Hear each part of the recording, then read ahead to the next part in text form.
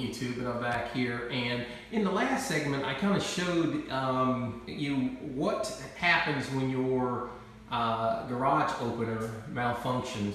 And this is, showing you exactly what, without the voice and stuff like that, just to show you exactly what happens.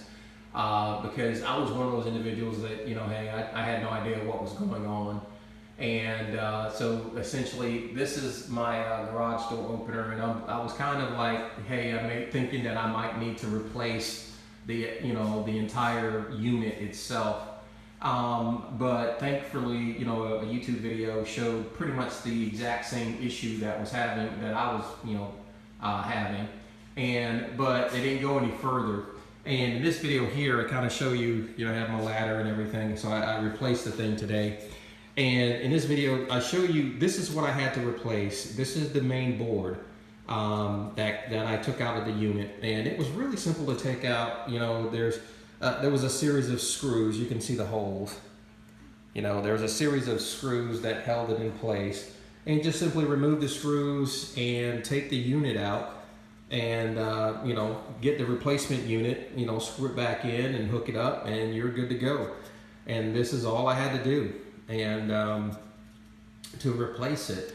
So the main thing is you just have to be sure you get the right board to replace your garage door opener. And this is, I got this one. I forgot where I got it from. It's somewhere online, and it wasn't that expensive. It was a lot cheaper than buying an entire replacement unit itself. And quite frankly, I didn't feel like, replacing the entire unit, because that could be a real hassle. Hold on, and I'll show you exactly what my unit was. Okay, YouTube, and if you look here, once that bright light comes off, I guess that light is too bright. If you look right there, that 41A part number, that's the board that I had to replace. And you can just simply Google something like that, and with that information, and it'll take you to places where that will replace the board, and that's a lot cheaper again than buying another unit, or simply, and also it saved me a repair visit.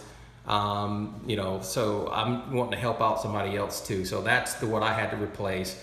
And it's a pretty common part, so you can find it